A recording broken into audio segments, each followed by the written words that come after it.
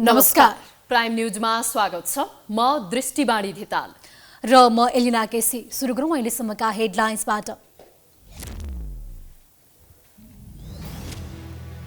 आयोगमा दलहरूले गरे आचार संहिता पालन गर्ने भीष्म प्रतिज्ञा। खर्च सीमा, प्रचार प्रसार अवधि लगायतमा असहमति, राष्ट्रपतिले दिइन् सेना परिचालनको अनुमति। शेखर समूहले 40-60 को भागबण्डा खोजेपछि पार्टीभित्र देउबा सङ्कटमा। संस्थापन पक्ष आक्रोशित, भागबण्डाको राजनीति नगर्न चेतावनी। सर्वोच्चले माग्यो राष्ट्रपतिसँग विधेयक प्रमाणीकरण नगर्नुको कारण। 7 महिना कामु प्रधान न्यायाधीश भएर विदा भए दीपक कार्की। मंगलबारदेखि हरेकृष्ण कामु बन्दै। चाडबाडमा दुर्घटना बढ्न नदिन सरकारले सुरु गर्यो राजधानीबाट बाहिरिने सवारी साधनमा परीक्षण। 5 वटा सवारी साधनमाथि कारबाही, दुर्घटना कम हुने विश्वास। धान खेतीमा रोग लागेपछि तनहुका किसान चिन्तित। कीटनाशक औषधिले समेत काम गरेन, उत्पादन घट्न सक्ने किसानहरूको चिन्ता।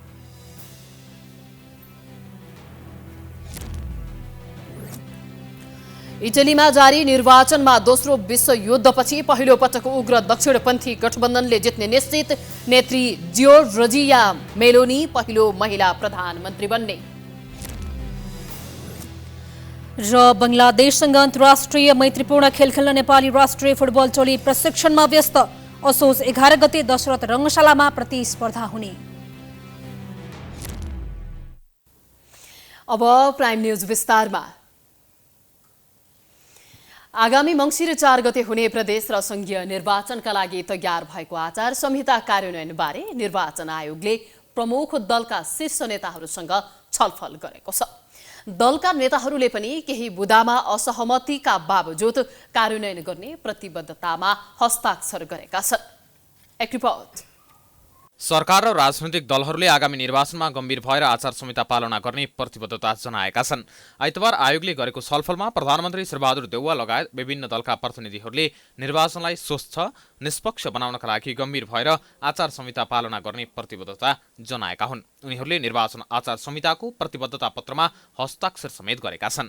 छलफलका क्रममा मन्त्रीहरू आफ्नो निर्वाचन क्षेत्र बाहेक अन्य क्षेत्रमा जान नपाउने व्यवस्थालाई पुनर्विचार गर्न आग्रह गरिएको माओवादी केन्द्रका नेता लीलामणि पोखरेलले जानकारी दिए। उनले प्रचार प्रसारमा 25 जना मात्रै जान पाउने व्यवस्था र निर्वाचन सुरु हुनुभन्दा 17 दिन अघि मात्रै प्रचार गर्न पाउने व्यवस्था विचार गर्न पनि सुझाव दिएको बताएका छन्। आयोगले सैद्धान्तिक भन्दा पनि व्यावहारिक पक्षलाई विचार गर्नुपर्ने बारे दलहरूले आयोगको ध्यानाकर्षण गराएका थिए। निर्वाचन आयोगले 17 दिन अगाडि मात्रै, निर्वाचन हुनुको 17 दिन अगाडि मात्रै निर्वाचन प्रचार गर्न पाइन्छ भनेको छ। त्यो पनि व्यावहारिक रूपमा मिल्दैन भने यिनै कुराहरूको टिप्पणी गरिएको छ। अरू कतिपय हिजो हामीले सुझाव दिएका कुराहरू त केही समावेश भएका छन्, केही परम्परावादी ढङ्गले निर्वाचन आयोगले आचार संहितामा उल्लेख गरेको छ भन्ने कुरा टिप्पणी गर्दै अनि त्यसमा चाहिँ नि उनीहरूले हामी व्यावहारिक रूपमा हेर्छौँ भनेर निर्वाचन आयोगले त्यो जवाफ दिएको छ। त्यस्तै नेकपा एकीकृत समाजवादीका नेता गङ्गालाल तुलाधरले आफूहरूको केही असन्तुष्टि रहे पनि हस्ताक्षर गरेको र त्यसमा भएका केही बुदालाई परिमार्जन गर्नुपर्ने सुझाव दिएको जानकारी दिए। ऐन सरह त्यो आइसकेका छ, राजपत्रमा उल्लेख भएर चाहिँ भनौँ न प्रकाशन भएर आइसकेका कुरालाई उहाँहरूले त्यही ढङ्गले समात्नु होला। तर अब चाहिँ अलिकति व्यावहारिक त्यसलाई बनाउने खालको कुरालाई चाहिँ निश्चित रूपमा अब हामी पनि अब आचार संहिता सम्पूर्ण रूपमा उल्लङ्घन गरेर जाने पक्षमा त होइनौँ नि, होइन? त्यस कारणले केही व्यावहारिक त्यसलाई बनाइयोस् भनेर भन्ने खालको कुरामा व्यावहारिक बनाइन्छ होला भनेर भन्ने कुरामा हामी विश्वस्त छौँ। छलफलपछि आयोगका प्रवक्ता शालिग्राम शर्मा पौडेलले छलफलका क्रममा प्रधानमन्त्री शेरबहादुर देउवा लगायत सबै राजनैतिक दलका प्रतिनिधिहरूले आचार संहिता पालना गर्न प्रतिबद्धता जनाएको बताए। उनले राजनैतिक दलबाट सुझाव आएको बताउँदै त्यसलाई आयोगले सकारात्मक रूपमा लिएको बताए। उनले दलहरूसँग छलफल गरेर नै आचार संहिता बनाएको भन्दै दलहरूसँग छलफल गर्दै सहजीकरण गर्ने बताए। आयोगले सबै राजनीतिक दलहरूको परामर्शमा आचार संहिता निर्माण गरेको हो। यद्यपि राजनीतिक दलका फरक मतहरू छन् र आयोगले आज पनि आगामी दिनमा पनि दलहरूको परामर्श र सरसल्लाहमा सहजीकरण गर्दै जाने गरी माननीय प्रमुख आयुक्तज्यूले त्यसलाई सहजीकरण गर्दै जाने कुरा व्यक्त गर्नुभएको छ। त्यसो त आचार संहिता राजपत्रमा प्रकाशन भइसकेको छ। आचार संहिता नैतिक बन्धन भए पनि विगतमा उल्लङ्घनका प्रशस्त घटना भएका थिए। आयोगले पनि प्रभावकारी अनुगमन नगरेको भन्दै आलोचना भएको थियो। यस्तो पृष्ठभूमिमा स्वतन्त्र र निष्पक्ष रूपमा निर्वाचन सम्पन्न गर्न आचार संहिता पूर्ण परिपालन अपरिहार्य मानिएको छ। राष्ट्रिय सूचना आयोगले निर्वाचन सम्पन्न भए पश्चात उम्मेद्वारले पेश गरेको खर्चको विवरण सार्वजनिक गर्नका लागि निर्वाचन आयोगलाई सुझाव दिएको छ। 2079 वैशाखदेखि हालसम्म भएका काम कारबाहीका बारेमा जानकारी गराउन आइतबार काठमाडौँमा पत्रकार सम्मेलन गर्दै आयोगले निर्वाचनका लागि उम्मेद्वारले पेश गर्ने मनोनयन पत्र तथा संलग्न कागजातहरू सर्वसाधारण मतदाताहरूले पनि जानकारी पाउने गरी सार्वजनिक गर्ने व्यवस्था गर्न पनि सुझाव दिएको जानकारी दिएको हो। आयोगकी सूचना आयुक्त कमला ओलीले आगामी निर्वाचनलाई निष्पक्ष, स्वच्छ, पारदर्शी र जिम्मेवार बनाउनका लागि निर्वाचन आयोगलाई सुझाव दिएको जानकारी दिइन्। त्यस्तै माग गरिएको सूचना उपलब्ध नगराउने रौतहटको राजपुर नगरपालिका र त्रिवी परीक्षा नियन्त्रण कार्यालयलाई जरिवाना समेत गरिएको छ। प्रतिनिधि सभा र प्रदेश सभाका निर्वाचनलाई स्वच्छ, पारदर्शी र जिम्मेवारी बनाउन साथै मतदाताले अधिकतम जानकारी पाउने वातावरण बनाउन आवश्यक निर्देशन पनि दिएको छ। चुनावको बेलामा हैन, अब यो निर्वाचनको समयमा चाहिँ आवश्यक वातावरण बनाइदिनु पर्यो। सबैले थाहा पाउनु पर्यो कहाँ हो भोट दिन जाने ठाउँ, कहाँ हो उम्मेदवार पनि थाहा नहुने हाम्रा जनताहरू छन्, हाम्रा मान्छेहरू छन् भन्नु हाम्रो देशमा हामी छौँ। आयोगले यस अवधिमा 123 वटा पुनरावेदन उप कारबाही भएको जानकारी दिएको छ। आयोगले आफ्नो कामलाई प्रभावकारी बनाउनका लागि सूचनादाताको संरक्षण सम्बन्धी नियमावलीको मस्यौदालाई सुझाव सहित सञ्चार मन्त्रालयमा स्वीकृतिका लागि पठाएको छ। सूचना आयोगले स्थानीय तहको खर्चको विवरण मासिक रूपमा सार्वजनिक गर्ने, बजेट अनुसार भएका कामको नियमित रूपमा सार्वजनिक गर्ने, सूचनाको हक सम्बन्धी कानून तथा आयोगका आदेश पालना गर्न लगाउन लगायतका आदेश दिएको जनाएको छ।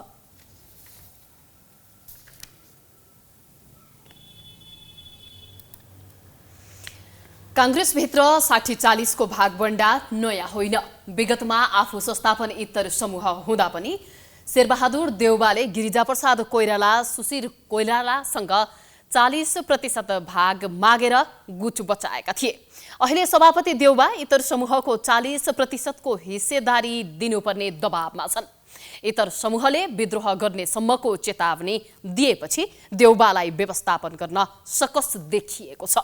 एक रिपोर्ट।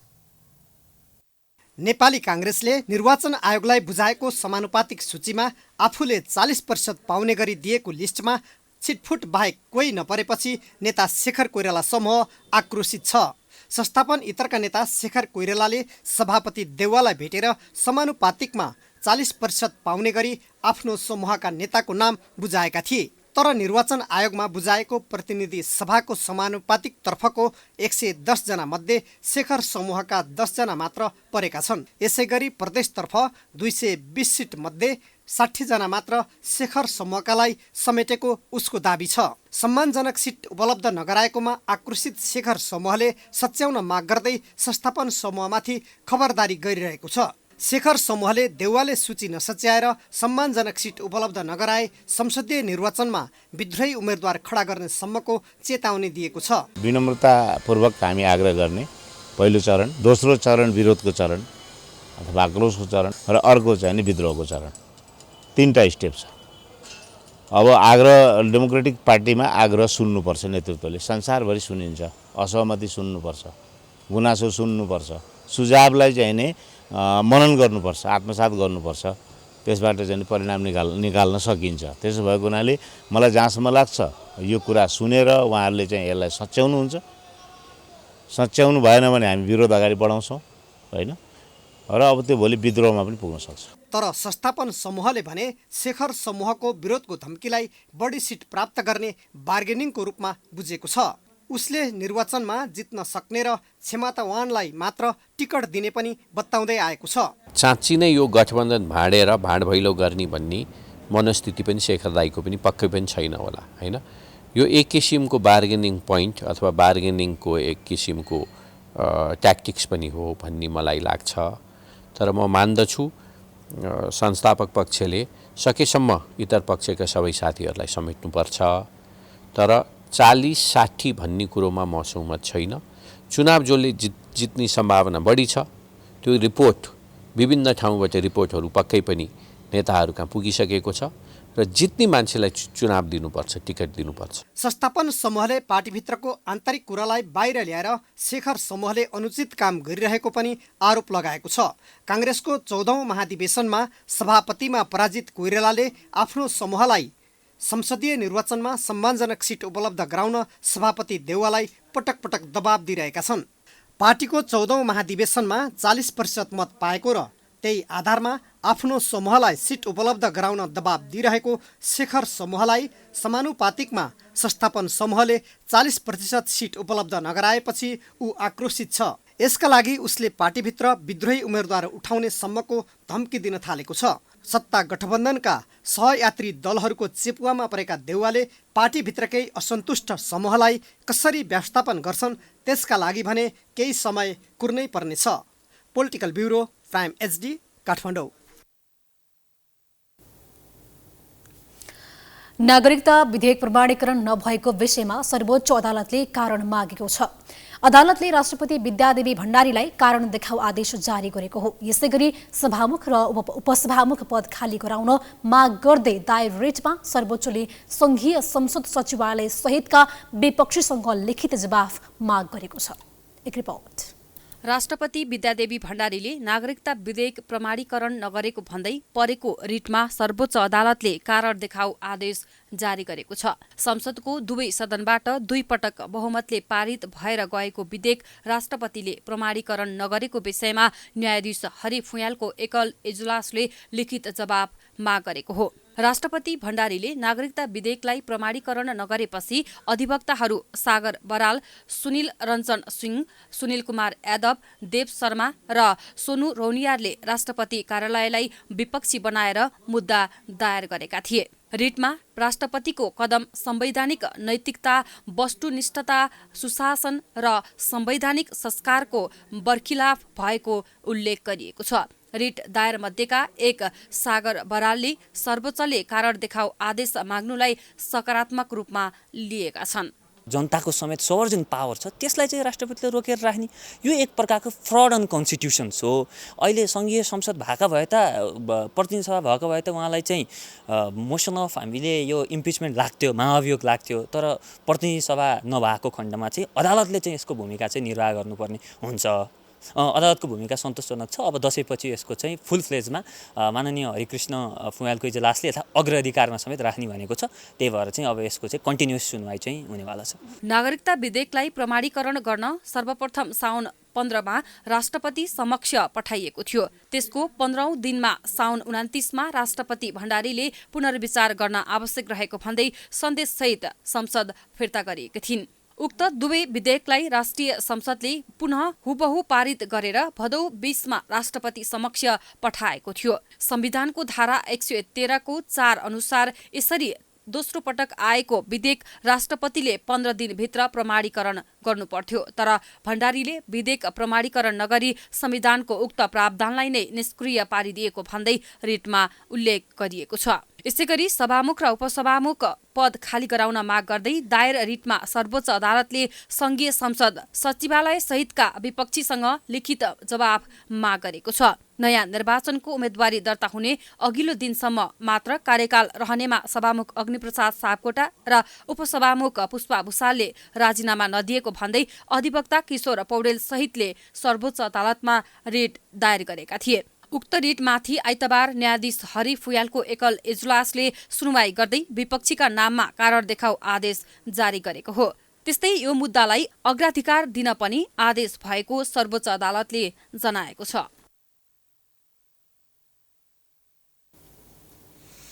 7 महिना कायम मुकायम चलाएका प्रधान न्यायाधीश दीपक कुमार कार्कीले उमेर हदका कारण अवकाश लिएका छन्। असोज 15 गतेसम्म समय अवधि भए पनि सोमबार घटस्थापनादेखि कोजाग्रत पूर्णिमासम्म अदालत बन्द हुने भएकाले कार्कीले आजबाटै अवकाश लिएको सर्वोच्च प्रशासनले जनाएको छ। सर्वोच्च अदालतमा एक कार्यक्रमको आयोजना गरेर कार्कीको विदाई गरिएको थियो। प्रधान न्यायाधीश चौलेन्द्र शमशेर जबरा विरुद्ध प्रतिनिधि सभाले गत फागुन 1 गते महाअभियोग लगाउने प्रस्ताव ल्याएपछि राणा निलम्बनमा परेका थिए। त्यसपछि ज्येष्ठताका आधारमा कार्कीले कायम मुकायम प्रधान न्यायाधीशको हैसियतमा कार्य गरेका थिए। तर यही असोज 1 गतेदेखि प्रतिनिधि सभाको कार्यकाल अन्त्य भएकोले महाअभियोग निष्क्रिय भएको भन्दै राणा सर्वोच्च फर्कन खोजे पनि उनको प्रयास सफल हुन सकेन। राणाले सर्वोच्च फर्कने तयारी गरे पनि सरकारले उनलाई निवासमै नजरबन्दमा राखेको छ। कामु प्रधान न्यायाधीश कार्कीको अवकाशसँगै वरिष्ठतम न्यायाधीश हरिकृष्ण कार्कीको कामु सम्हाल्ने छन् भने कार्की नेपाल बार एसोसिएसनका पूर्व अध्यक्ष समेत रहेको बताइएको छ।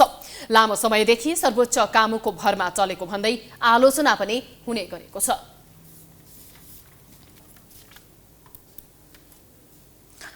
नेपाल प्रहरीको लागु औषध नियन्त्रण ब्युरोले विभिन्न स्थानबाट अवैध लागु औषध सहित 6 जनालाई पक्राउ गरेको छ भने 1 जना फरार भएका छन्। ब्युरोले आइतबार काठमाडौँमा पत्रकार सम्मेलन गर्दै खैरो हेरोइन 50.5 ग्राम, नियन्त्रित लागु औषध 12,758 एम्पुल, 1 केजी गाँजा सहित उनीहरूलाई पक्राउ गरिएको जनाएको छ। ब्युरोका अनुसार अमेरिकाबाट आएको पार्सलमा लत्ता कपडाभित्र लुकाई पठाएको 1 किलो 330 ग्राम गाँजा गुसवारा हुलाक कार्यालयबाट बरामद भएको हो। त्यस्तै ललितपुरको इमाडोलबाट 3.5 ग्राम खैरो हेरोइनका साथ सुजन हेल्मुलाई पक्राउ गरिएको र थप अनुसन्धान गर्दा चौमती बस्ने सञ्जीव राईको डेराबाट थप 47 ग्राम खैरो हेरोइन फेला परेको ब्युरोका प्रवक्ता प्रहरी उपरीक्षक योगेन्द्र कुमार खड्काले जानकारी दिए।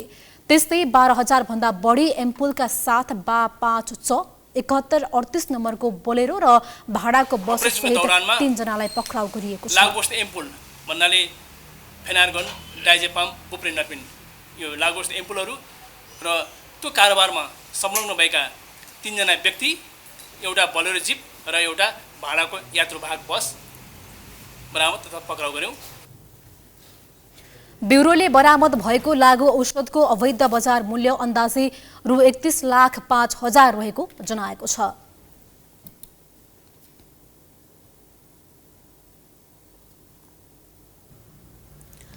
दशैंमा लाखौं यात्री राजधानीबाट घर जाने हुँदा यातायात व्यवस्थापन सधैँजसो चुनौतीपूर्ण हुने गर्छ। चाडबाडको मुखमा सवारी साधनको यान्त्रिक परीक्षण नगर्दा अनाहकमा यात्रुले ज्यान गुमाउनु पर्ने पीडादायी स्थिति पनि आउने गर्छ। यस्तै जनगुनासो सम्बोधन गर्न सरकारले यसपल्ट सार्वजनिक सवारी साधनको यान्त्रिक परीक्षण गरेर मात्र उपत्यका छाड्ने व्यवस्था मिलाएको छ। एक रिपोर्ट। अहिले हामी भक्तपुरको जगातीमा छौं र उपत्यका ट्राफिक प्रहरीले चाडपर्व नजिकै गर्दा बाहिर जाने गाडीहरूको यान्त्रिक परीक्षणसँगै बिमा परीक्षण गरेको तपाईहरू देख्न सक्नुहुन्छ। नेपालीहरूको महान चाड बडा दशैंमा काठमाडौँ उपत्यकाबाट विभिन्न स्थानका लागि ठूलो संख्यामा नागरिक घर जान्छन्। धेरैजसो यात्रु सार्वजनिक यातायातबाट यात्रा गर्ने भएकाले यात्रुहरूको सुरक्षालाई मध्यनजर गर्दै गृह मन्त्रालयले आइतबारदेखि अनिवार्य रूपमा सवारीहरूको यान्त्रिक परीक्षण गर्नुपर्ने व्यवस्था गरेको हो। आइतबार भक्तपुरको जगतीबाट उपत्यका ट्राफिक प्रहरीले यान्त्रिक परीक्षणको सुरु गरेको छ। दशैंमा सुरक्षित यात्राका लागि मुख्य नाकामा सवारी साधनहरूको चेक जाँच गर्ने मिलाइएको र अहिलेसम्म यान्त्रिक परीक्षण गर्दा उपत्यका बाहिर जाने 5वटा गाडी कारबाहीमा परेको प्रहरीले जनाएको छ। यो यान्त्रिक परीक्षण भनेको गाडीको तत्काल हामीले चेक गर्दाखेरि उसको कन्डिसन के छ त, अब त्यो गुड्नु सक्ने अवस्थामा छ कि छैन। अब गुड्दाखेरि पनि धेरै कुराहरू चाहिन्छ। तपाईँको साइड लाइटहरू ठिक छ कि छैन, अब राति चल्ने साधन छ भने उसको फोकस लाइटहरू भनौँ न, हेडलाइटहरू ठिक छ कि छैन, ब्रेकहरू भयो, क्लचहरू भयो भन्नाले ऊ गुड्न लायक छ कि छैन भनेर चाहिँ यो चेक गर्नु नै यान्त्रिक चेक गर्नु भनेको हो। अहिलेसम्मको हेर्दाखेरि केही गाडीहरूमा यो ह्यान्ड ब्रेक चाहिँ नभएको, अगाडिको सिसा पुरै चर्केर तपाईँको चाहिँ जुन चालकले चाहिँ राम्रोसँग भिजन लिएर हेर्नुपर्ने हो त्यो चाहिँ नदेखिएको लगायतका कुराहरू हाम्रो प्राविधिकहरूले हेरिरहेछ। यस्तो प्रबन्धले सुरक्षित यात्रामा मद्दत पुग्ने भन्दै यात्रुहरूले खुसी व्यक्त गरेका छन्। यो राम्रो हो जस्तो लाग्छ मलाई, किनभने अब ठाउँ घरमा होइन ठाउँमा दुर्घटनाहरू नहोस् भनेर नै यस्तो गर्नुभएको। चाडबाडको बेलामा कुनै लुट्टिउन् होइन लुट्यो भने भन्ने कुराले गर्नुभएको एकदम राम्रो छ। यो चाहिँ राम्रो लाग्छ मलाई चाहिँ। अब गाडीको कन्डिसन कस्तो छ भन्ने हिसाबमा अब यो ट्राफिक कार्यालयले गरेको कुरा चाहिँ राम्रै लाग्यो मलाई, किनभने त्यो गाडी चाहिँ अब अहिले चाहिँ दसैँको उसमा चाहिँ सबै अब बाहिर आफ्नो जिल्लामा यो दसैँ मान्न गइरहनु भएको छ, त्यो चेक गरेर आफ्नो गाडी चाहिँ सुरक्षित हिसाबमा गर्नु चाहिँ राम्रै कुरा हो। राम्रो छ यो, यस्तो गऱ्यो भने चाहिँ यात्रुहरू सुरक्षित पनि हुन्छन्। यो दसैँको टाइममा चाहिँ अलिकति दुर्घटना बढी पनि हुन्छ, तर यो गरेको कार्यले चाहिँ यात्रुहरू सुरक्षित हुन्छन्। तर कारबाहीमा परेका चालकहरू भने यान्त्रिकबारे कुनै जानकारी नभएको भन्दै असन्तुष्टि जनाएका छन्। त्यही त हो, त्यो हुनुपर्छ सर। अनि अब उहाँले बिरामी ल्याउनुभएको छ, मैले पनि बिरामी लिइरहेको छु हो। हामी कारबाहीको भागीदार हो हामी, होइन, हाम्रो गल्ती छ, हामीले यसलाई मान्छौँ। तर नभएपछि समस्या पनि एउटा समाधान हजुरहरूले अब मिडियामा हुनुहुन्छ होइन। हजुर होइन, उहाँहरूले नि भन्नु आज आउने, अनि आज अब मैले गाडी चलाएको 12 वर्षमा आज होला चेक भएर यस्तो भएर चेक भएर चाहिँ काटिएको भने चाहिँ यो सूचना त हामीले पहिला सूचना पाउनुपर्छ नि त। चाडबाडमा अत्याधिक सवारी साधनको चाप, छतमा पनि यात्रु राखेर गन्तव्यमा जानुपर्ने अवस्थाले दुर्घटना बढेको भन्दै विगतमा पनि आलोचना हुँदै आएको थियो। राजधानीबाट घर जाने लाखौँ यात्रीले अग्रिम टिकट पनि बुकिङ गरिसकेका छन्। यातायात व्यवसायीहरूले भने सडकको दुरवस्था सुधार गर्नुपर्ने माग राख्दै आएका छन्। चाडपर्व नजिकैसँगै उपत्यका ट्राफिक प्रहरीले यहाँ चाहिँ चेक जाँच गरिरहेको देख्न सक्नुहुन्छ। तर यो चेक जाँच अहिलेको लागि एकदमै राम्रो छ। पछिसम्म यो चेक जाँच हुँदा अझ राम्रो हुन्थ्यो भन्ने हामीलाई लाग्छ। प्राइम टाइम्स टेलिभिजनका लागि क्यामेरामा दिनेश सार्कीका साथ रेमन नेपाली, भक्तपुर। दशैं नजिकैसँगै रोजगारीका लागि भारत गएका नेपालीहरू विभिन्न नाका भएर घर फर्कन थालेका छन्। घर फर्किनेलाई सीमा नाकामा रहेका भारतीय सुरक्षाकर्मीले विभिन्न बहानामा दुःख दिने गरेको नेपालीहरूले गुनासो गरेका छन्। कपिलवस्तुको कृष्णनगर नाका भएर घर फर्किनेहरूको लामो भिड लाग्ने गरेको छ। भारतको विभिन्न शहरमा तथा जिल्ला बाहिर गएका कपिलवस्तु सहित गुल्मी, अर्घाखाँची, पाल्पा, प्युठान, दाङ लगायत जिल्लाका स्थानीयहरू घर फर्कन थालेपछि नाकामा भिड बढेको छ। घर फर्किनेहरूले दुवै देशका सुरक्षा जाँचको क्रममा शास्ति भोग्नु परेको गुनासो गर्छन्। घर खर्च र चाडपर्वका लागि ल्याएको लत्ता कपडामा भारतीय सुरक्षाकर्मी र नेपाली प्रहरीले चेक जाँचको क्रममा शास्ति दिने गरेको उनीहरूको गुनासो छ। चेक जाँचको क्रममा भारतीय पुलिसले पैसा माग्ने गरेको उनीहरू बताउँछन्। विगतका वर्षहरूमा पनि चाडपर्वमा भित्रने नेपालीहरू लुटिने, ठगिने गुनासो आउने गरेको थियो, तर प्रशासनले हेल्प डेस्क वा भारतीय अधिकारीसँग कुनै समन्वय नगरेका कारण सुधार हुन भने सकिरहेको छैन।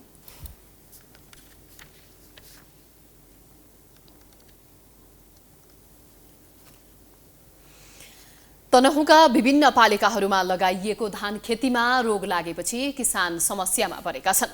म्याग्दे गाउँपालिका लगायतका क्षेत्रमा रोपेको धान खेती पसाउने समयमा राते रोग लागेपछि किसान चिन्तित भएका छन्। एक रिपोर्ट। धान पसाउने समयमा रोग लागेपछि तनहुँका किसानहरू चिन्तित छन्। वर्षभरि दुःख गरेर लगाएको खेती भित्र्याउने समयमा रोग लागेपछि उत्पादनमा ह्रास आउने भन्दै किसानहरू चिन्तित भएका छन्। गाउँपालिकादेखि जिल्ला कृषि ज्ञान केन्द्र र खुमलटार कृषि अनुसन्धान केन्द्र ललितपुरसम्म समस्या लिएर धाउँदा समेत रोगको समस्या समाधान नभएको किसानको गुनासो छ। प्राविधिकले दिएको औषधि पटक पटक प्रयोग गर्दा पनि रोग नियन्त्रण नभएपछि किसानहरू निराश भएका छन्। हामीले खेत रोपेको लगभग 6 रोपनी जति रोपेछु मैले। त्यो 6 रोपनीमा पुरै रातेले छोएर सबै कोही मर्ने, कोही अलिअलि हुने, त्यो पनि हत्या गरेको होला भनेर गरेको, त्यो पनि नहुने भयो। के अरे यसमा औषधिहरू बिसारीहरू अलिअलि छोएपछि प्रयोग गर्दा पनि भएन। तेलको भाउ बढेर हाम्रो 3000मा रोपिनी अहिले 7000 रुपियाँ हामीले तिरेर रोप्यौँ। त्यस्तो तेलको भाउ बढेको बेलामा मेरो यो 4 रोपनी जग्गाको धान हो। अहिले कति पनि नआउने। हामीले काठमाडौँमा पनि मैले उहाँबाट मान्छे आउनुभयो, आएर उहाँले अब हुँदैन हजुरको औषधि पनि नराख्नुहोस्, केही नगर्नुहोस् भन्नुभयो। अब त्यत्रो खर्च भइसकेको छ, अब के गर्ने, वर्षभरि खाने धान हो। अब यसको हेर्न चाहिँ मैले मेरो अनुरोध चाहिँ अब राज्यले यो कृषकको प्रति हेरिदियोस्, गाउँपालिकाले पनि हेरिदियोस् भन्ने मेरो अनुरोध छ। कीटनाशक औषधिको प्रयोगबाट समेत रोग निको नभएपछि किसानले पानी सुकाएर पहेलिएर डढ्न थालेको धानमा आगो लगाउने मनस्थिति बनाएका छन्। रोग लागेको धानलाई यसै छोडे अर्को वर्ष पनि फेरि यस्तै हुन सक्ने डर किसानमा रहेको छ। यसको राहत चाहिँ अब हामी कृषकले कहाँबाट कसरी हुन्छ, पत्रकारहरूले पनि यसको लागि अलिकति जोडबल गरिदिनु पर्यो। हामी पनि सम्बन्धित ठाउँमा निवेदन दिनुपर्ने, के गर्नुपर्ने हो त्यसको लागि हामी पनि तपाईँहरूको सल्लाह अनुसार हामी पनि अगाडि बढ्छौँ। हामीहरूको चाहिँ गयो, अब यसको चाहिँ अब क्षतिपूर्ति सरकारले दिने हो कि होइन, अब हामीले वर्षभरि खाने अन्न हो, कसरी अब खाने कसरी बाँच्ने भन्ने समस्या भयो। अब क्षतिपूर्तिको माग चाहिँ हामी सम्बन्धित किसानहरूले गरेका छौँ, गर्छौँ पनि। राज्यले यसको चाहिँ अब सही किसिमले ध्यान दियोस् भन्ने हाम्रो अभिप्राय छ। किसानले तत्कालको अवस्था हेर्दा घर परिवारमा भोकमरी पर्न सक्ने भन्दै क्षतिपूर्तिको व्यवस्था गर्न स्थानीय सरकारसँग माग गरेका छन्। वर्षौंदेखि धान खेती गर्दै आएको क्षेत्रमा 81 रोग लागेको भन्दै किसान समेत अचम्मित भएका छन्। खेत जोत्नेदेखि रोपाई गर्दा ट्र्याक्टर लगाउनुका साथै रोप्ने समयमा खेताला र मलजल गर्दाको खर्च समेत नउठ्ने भएपछि किसान मारमा परेका छन्। वर्षभरि मेहनत गरेको खेती फल्ने समयमा रोग लागेपछि घर खर्च कसरी चलाउने भन्ने चिन्ता किसानलाई परेको छ। प्राइम टेलिभिजनका लागि तनहुँबाट विकास खनालको रिपोर्ट। दोलखाको जिरी नगरपालिका स्थित जिरी माध्यमिक विद्यालय जीर्ण भएको 8 वर्ष हुँदा समेत मर्मत तथा पुनर्निर्माण हुन सकिरहेको छैन। 2072 सालको भूकम्पले जीर्ण बनेको विद्यालय मर्मत नहुँदा जोखिममा अध्ययन गर्न विद्यार्थीहरू बाध्य छन्। पक्की भवन मर्मत तथा निर्माण नहुँदा विद्यार्थीहरू अहिले पनि जस्ताको टहरमा पढ्दै आएका छन्। एक रिपोर्ट। दोलखाको जिरी नगरपालिका स्थित जिरी माध्यमिक विद्यालयले अहिले पनि जस्ताको टहरामा अध्यापन गराउँदै आएको छ। विद्यालयको भवन 2072 सालको भूकम्पले तहस-नहस पारेको थियो, तर विद्यालयको भवन भूकम्पले भत्किएको 8 वर्ष बितिसक्दा समेत पुनर्निर्माण हुन सकेको छैन। नेपाल सरकार अन्तर्गतको शिक्षा तथा मानव स्रोत विकास केन्द्रको पहलमा चीन सरकारले सेवा सुविधा सम्पन्न भवन निर्माणको लागि सन् 2019 सेप्टेम्बर 1 बाट काम सुरु गर्ने सम्झौता गरेको थियो, तर सम्झौता गरेको 3 वर्षसम्म पनि चिनिया सरकारले काम सुरु नगर्दा विद्यार्थीहरू जस्ताको टहरामा अध्ययन गर्न बाध्य छन्।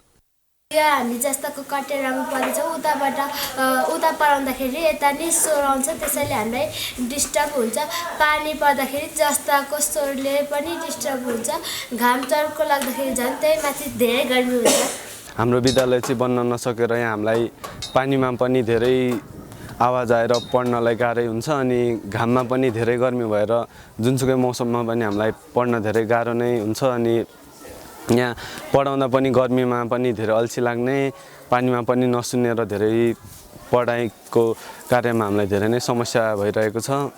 2017 सालमा जिरी राष्ट्रिय प्राइमरी स्कुलको रूपमा स्थापना भएको विद्यालय 2025 सालबाट मावि र 2051 बाट उच्च माविमा रूपान्तरण भएको थियो। सो विद्यालयमा अहिले 665 जना विद्यार्थी अध्ययनरत छन्। विद्यार्थीलाई टहरामा राखेर अध्यापन गराउँदा हिउँदमा चिसो र वर्षामा पानीको समस्या हुने गरेको विद्यालयले जनाएको छ। पानी पर्दाखेरि पनि एकदमै डिस्टर्ब हुने, असर हुने, हामीले पढाउन नसक्ने, अनि अलिकति चर्को घाम लाग्दाखेरि पनि विद्यार्थीहरूलाई चाहिँ अलिकति कुसमुकुस हुने, अनि त्यसपछि जाडोको बेलामा पनि विद्यार्थीहरूलाई चाहिँ न्यानो नहुने, त्यो किसिमको चाहिँ समस्याबाट चाहिँ हामी गुज्रिरहेका छौँ। त्यो किसिमको समस्या चाहिँ विद्यार्थीहरूले चाहिँ भोगिरहेका छन्। शिक्षा तथा मानव स्रोत विकास केन्द्रले चीन सरकारसँग जिरी माध्यमिक विद्यालयको आधुनिक भवन, पुस्तकालय, प्रयोगशाला, कम्प्युटर कक्ष, शिक्षक तथा विद्यार्थी आवास गृह, चमेना गृह, खेल मैदान सहित संरचना निर्माण गर्न 1 अर्बको लागतमा सन् 2015 मा सहमति गरेको थियो। 2016 मा स्थलगत निरीक्षण र सम्भाव्यता अध्ययन गरी 2018 बाट संरचना निर्माणको सम्झौता भएको थियो। सम्झौता भएको लामो समयसम्म विद्यालयको भवन नबन्दा पनि नियमन गर्ने निकाय मौन जस्तै बनेको छ। विद्यार्थीको भविष्यसँग जोडिएको शिक्षा क्षेत्रलाई सरल र सहज बनाउन सम्बन्धित पक्षको ध्यान जान जरुरी छ। प्राइम टाइम्स टेलिभिजनका लागि दोलखाबाट अविरल बस्नेतको रिपोर्ट। विभिन्न कर्मचारी संगठनहरूले काठमाडौँ उपत्यका खानेपानी लिमिटेड KUKL का प्रमुख कार्यकारी अधिकृत मिलन कुमार साकीको राजीनामा माग गर्दै तालाबन्दी सहित धरनालाई जारी राखेका छन्। KUKL लाई अघि बढाउन कार्यकारी अधिकृत साक्य असक्षम भएको भन्दै 3 दिन अघि उनको कार्यकक्षमा तालाबन्दी गरेका कर्मचारीहरूले धरनालाई जारी राखेका हुन्। शाक्यबाट राम्रो कार्य सम्पादन हुन नसकेकाले राजीनामा दिनुपर्ने उनीहरूले बताएका छन्। कर्मचारीहरूले सञ्चालक समितिले आफूहरूसँग गरेको भद्र सहमति अनुसार द्रुत प्रक्रियाबाट कार्यकारी अधिकृतको बहिर्गमन नगरेसम्म संस्थाभित्र मौलाएको व्यथिति, विसङ्गति, अपारदर्शिता नियन्त्रण हुन नसक्ने केयुकेएल एकीकृत स्वतन्त्र कर्मचारी युनियनका अध्यक्ष गोपाल सिंह धामीले बताएका छन्। संस्था एकदम अस्तव्यस्तता सिर्जना चाहिँ उहाँले गर्नुभयो र ट्रेड युनियनहरूले उठाएका मागहरू उहाँले कुनै पनि पुरा गर्नु भएन। एउटा अर्को उहाँले काम गर्न नसक्ने भइसकेपछि, उहाँ असक्षम भइसकेपछि हामी 4वटा युनियनले उहाँलाई मार्ग प्रशस्त गर्न, राजीनामा गर्न हामीले चाहिँ उहाँलाई समय दियौँ, अल्टिमेटम दियौँ। त्यो समयभित्र उहाँले गर्नु भएन। अब उहाँले यो संस्थामा रहनु भने यो संस्था रहन्न, त्यसकारण उहाँले छोड्नुपर्छ भन्ने हिसाबले र उहाँले ट्रेड युनियनको अधिकार कुण्ठित गर्न लाग्नुभयो, ट्रेड युनियनहरूमाथि हमला गर्नुभयो। त्यसको विरोध स्वरूप र अफिस सञ्चालनको पक्षमा वातावरण बनाउनका निम्ति हामीले चाहिँ तालाबन्दी गरेका। कर्मचारीहरूले आफूहरूको माग पूरा नभए पानी उत्पादन, प्रशोधन र वितरण बाहेकका सम्पूर्ण कामहरू पूर्ण रूपमा बन्द गर्ने चेतावनी दिएका छन्।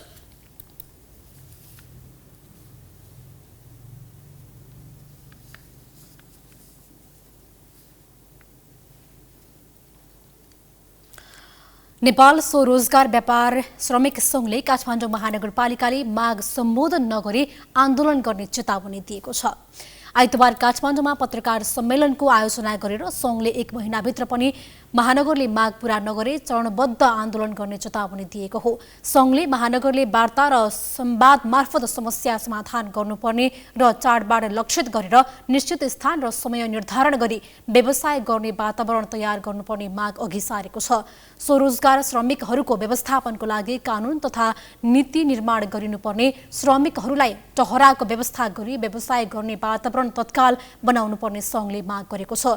यसैगरी चाडबाड लक्षित गरेर अल्पकालीन रूपमा बिहान र बेलुकीको निश्चित समय निर्धारण गरी यथास्थानमा व्यवसाय गर्न प्रबन्ध मिलाउन, जफत गरिएका सामानहरू फिर्ता गर्न पनि सङ्घले महानगरलाई आग्रह गरेको छ। स्वरोजगार श्रमजीवीहरूलाई राज्यले सम्मान गर्नुपर्नेमा सत्ताको शक्तिको प्रयोग गरेर लछार पछार गर्ने, लगानी नै सिद्धाइदिने गरी सामान नियन्त्रणमा लिने कार्यको सङ्घले विरोध जनाएको छ। पेसा रोजगार गर्ने, उद्योग व्यापार तथा व्यवसायको स्थापना र सञ्चालन गर्ने स्वतन्त्रता हरेक नागरिकको मौलिक हकको रूपमा स्थापित गरिएकोमा रोजगारीको हक र स्वतन्त्रपूर्वक बाँच्न पाउने हकको समेत ठाडो उल्लङ्घन भएको छ। स्वरोजगार श्रमिकहरूलाई राज्यले सम्मान पर्नेमा सत्ताको शक्तिको प्रयोग गरेर लछारपछार गर्ने, लगानी नै सिध्याइदिने गरी सामान नियन्त्रण र निलाम गर्ने कार्य खेदजनक छ। सङ्घका अनुसार सडकपेटी, गल्ली, बजार, अस्थायी टहरामा श्रम गरेर जीवन चलाउनेहरूको संख्या उपत्यकामा करिब 50,000 र उनीहरूको आश्रित परिवार समेत गरी करिब 2 लाख रहेका छन्। सङ्घले गत भदौ 30 गते महानगरलाई आफ्नो समस्याबारे ध्यानाकर्षण पत्र बुझाएको जनाएको छ।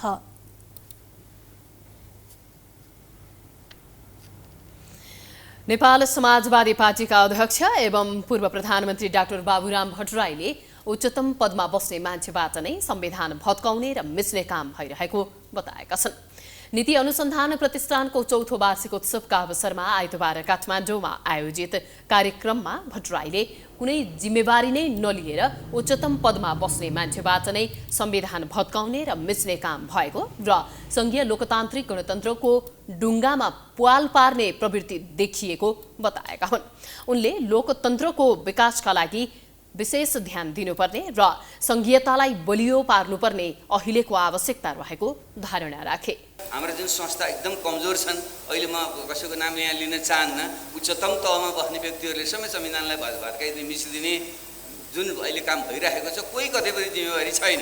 भेटेसम्म यो संघीय लोकतान्त्रिक गणतन्त्रको ढुङ्गामा आफूले जति सकिन्छ पहल पारिदिने जुन एउटा प्रवृत्ति देखिएको छ, त्यसलाई रोक्नको निम्ति पनि हामीले यो लोकतन्त्रको सुदृढीकरणको जुन विषय, उन्नत प्रकारको लोकतन्त्र पहिले जस्तो अहिले अमेरिकाले चाहिँ वेस्टमिन्स्टर प्रणाली विद्वान सरहरू यहाँ देखिरहेको छु लाई परिवर्तन गरेर चाहिँ सुधारिरहेको छ।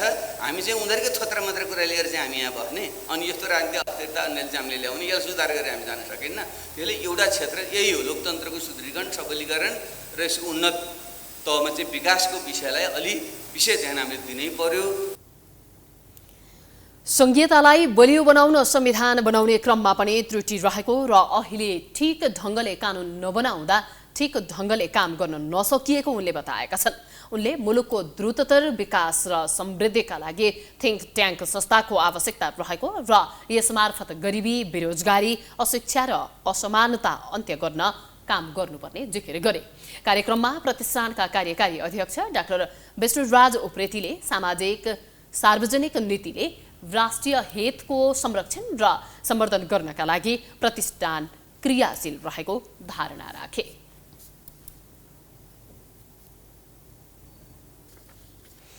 अब स्पोर्ट्स न्यूज।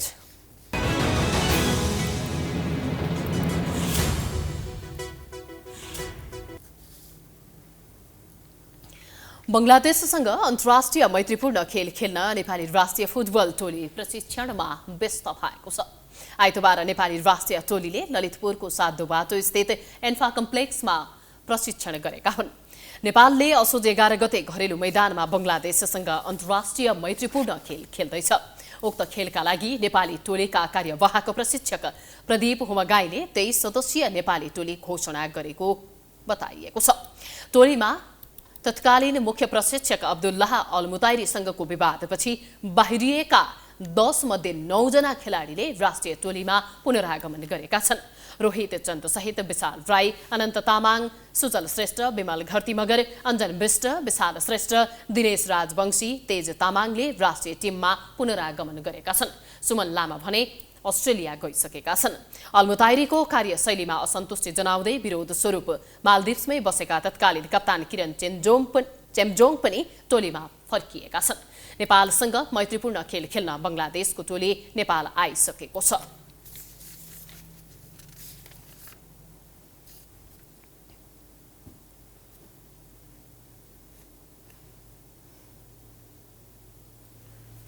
हामी प्राइम न्यूजको अन्त्यमा आइपुगेका छौं। जाँदा जाँदै हेडलाइन्स पुनः एकपटक। आयोगमा दलहरूले गरे आचार संहिता पालन गर्ने भीष्म प्रतिज्ञा, खर्च सीमा, प्रचार प्रसार अवधि लगायतमा असहमति, राष्ट्रपतिले दिन सेना परिचालनको अनुमति। शेखर समूहले 40-60 को भागबण्डा खोजेपछि पार्टीभित्रै देउबा संकटमा, संस्थापन पक्ष आक्रोशित, भागबण्डाको राजनीति नगर्न चेतावनी। सर्वोच्चले माग्यो राष्ट्रपतिसँग विधेयक प्रमाणीकरण नगर्नुको कारण, 7 महिना कामु प्रधान न्यायाधीश भएर विदा भए दीपक कार्की, मंगलबारदेखि हरेकृष्ण कामु बन्दै। चाडबाडमा दुर्घटना बढ्न नदिन सरकारले सुरु गर्यो राजधानीबाट बाहिरिने सवारी साधनमा परीक्षण। 5 वटा सवारी साधनमाथि कारबाही, दुर्घटना कम हुने विश्वास। धान खेतीमा रोग लागेपछि तनहुका किसान चिन्तित, कीटनाशक औषधिले समेत काम गरेन, उत्पादन घट्न सक्ने किसानहरूको चिन्ता।